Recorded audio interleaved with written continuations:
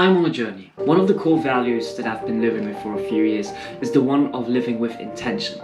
It means being conscious and aware of the decisions you make and also being able to explain the why behind these decisions. Yet this journey isn't without challenges. One of the basics I've found to live with intentions is the use and application of routines. The good news is we don't have to start from scratch. There were tons of successful people that lived before us and already experimented with routines and documented them. In this new series, I will try and experiment with the routines of these successful people from the past and try to find the key practices which can help you to take back control of your life and live your life intentionally.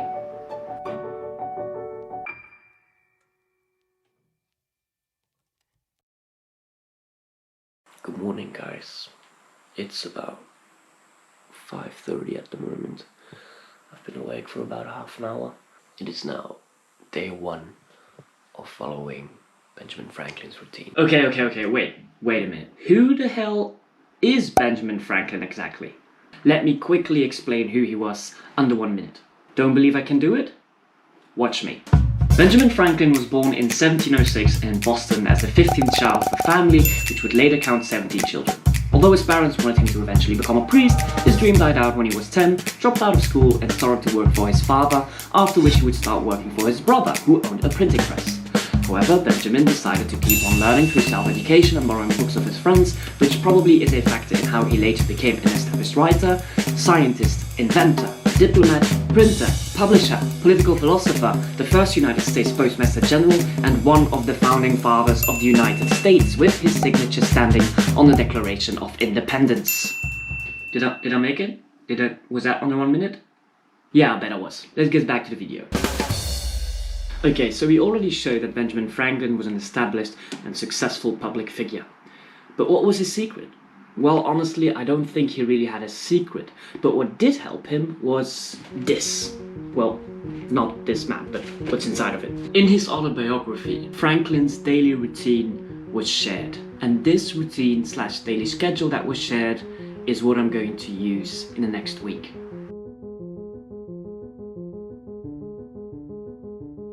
Benjamin's morning routine would go as followed.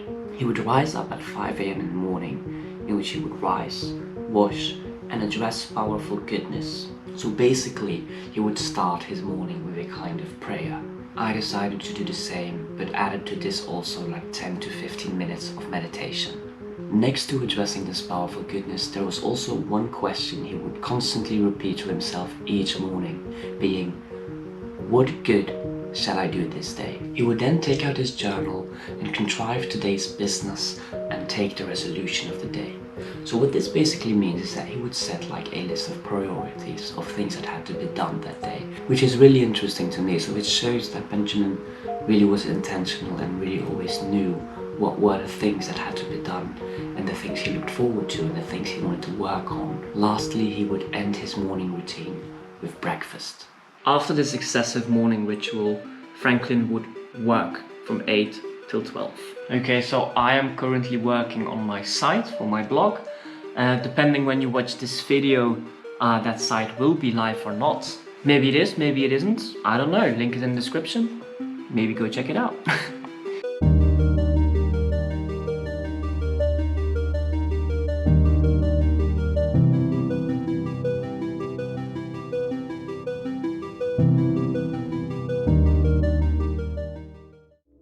At noon, Benjamin would take a 2-hour break in which he would take the time to have lunch and read and overlook his accounts. I don't have any financial or any specific account that I have to check over the noon because I'm not a businessman as he was. But as account, I interpret it as maybe a time in which I accessed my social media accounts. I tried to restrict myself in social media use throughout the day, but in this 2-hour period, I was allowed to check my social media accounts more. And doing this, I have noticed that me using my phone has decreased this week actually. I usually spend around 1.5 hours to 2 hours per day on my phone on average. And I think at the moment, if we check how it's going this week, I'm actually at hardly an hour per day. This is a side effect of this experiment that I didn't really expect to happen, but I get to spend my time more productively or more wisely. Then after this 2-hour break from 2 to 6, he would again spend some time in work.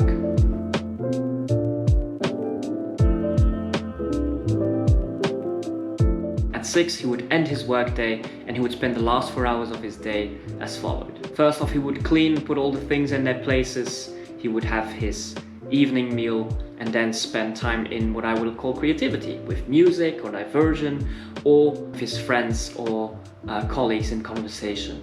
Lastly, before going to bed at 10 p.m, he would take his journal again with him to spend some time examining how the day went. And he would do that by asking him the question, similar to the morning question he would ask himself every day, being, what good have I done today? This all was followed by 7 hours of sleep, after which he would rise up again the next day at 5 a.m. Okay, so it's currently day 4. It's almost 6 a.m. And one thing that I've been noticing about these morning rituals is I am so hungry. I think because Ben starts working at 8 and he first has his morning ritual, I tend to have breakfast just before 8, so like about 7:30. So that's about an hour and a half till I can have breakfast. And I'm really hungry.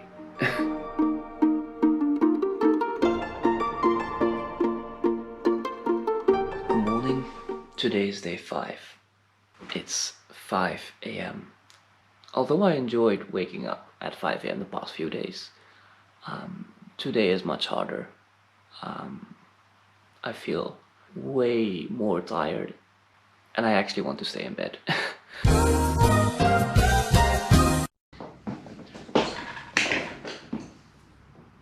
We're at the end of the week. I thought to end this video with a kind of summary of how the experiment felt for me and which things I'm keeping or which things I'm taking with me when I'm trying out a new routine and which things I would change.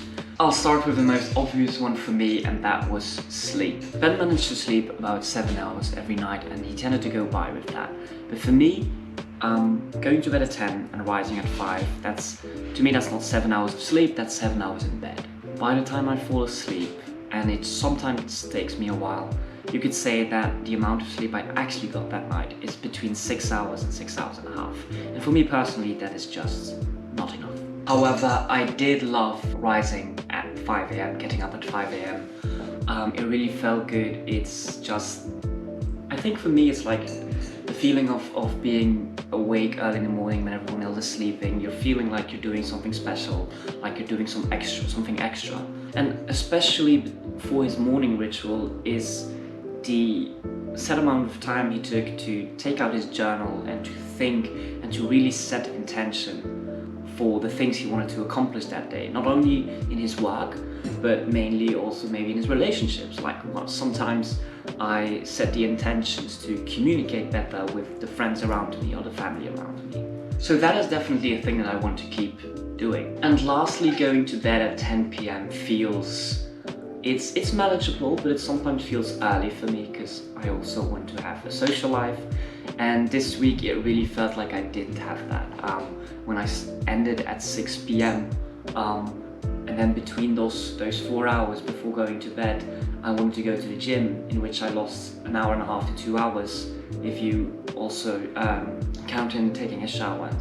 Having dinner, cooking takes time as well, and if you then want to do something creatively, like spend time in music or going out with friends, then just that final hour and a half feels really short, which also make you feel like the only thing that you've been doing that week is work. So for me personally, what I probably will do is I will cut that 1 hour in the morning, which gives me an hour longer of sleep, and also gives me some more time in the evening to spend intentional time with friends.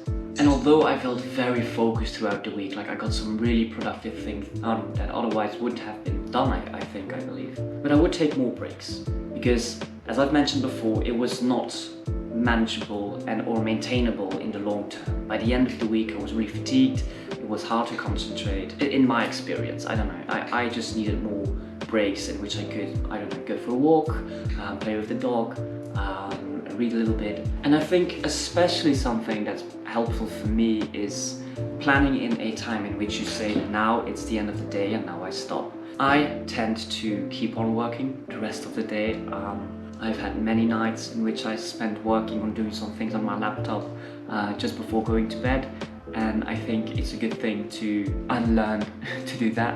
So setting a predetermined time to stop your working day even when you're not finished, and just then putting your goals for this day to the next day, I think that will be very beneficial to me. But again, the main thing that I really advise, and please, if you have the time and the will to do it, please try it out, is wake up early in the morning and set time for yourself. Don't check your phone in the first hour of your day. I don't know, go for a morning walk when it feels like the whole town is still sleeping. Take out your journal, write down your thoughts, set intentions for the day. Imagine how you want your day to go and then put your energy toward it to actually make it happen.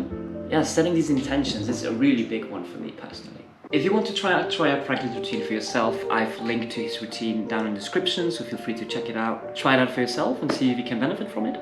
If there are any specific historical persons from who you think I would really like you to try out his routine, please let me know in the comments. If you've got any other video requests, let me know in the comments as well. If you got value from this video and if you enjoyed it, feel also free to like it and perhaps subscribe. It really helps the channel and it really motivates me to keep on going as well. If you're still watching, I would say thank you for the support and thank you for your time. You're amazing. And I'll see you in the next one. Bye-bye.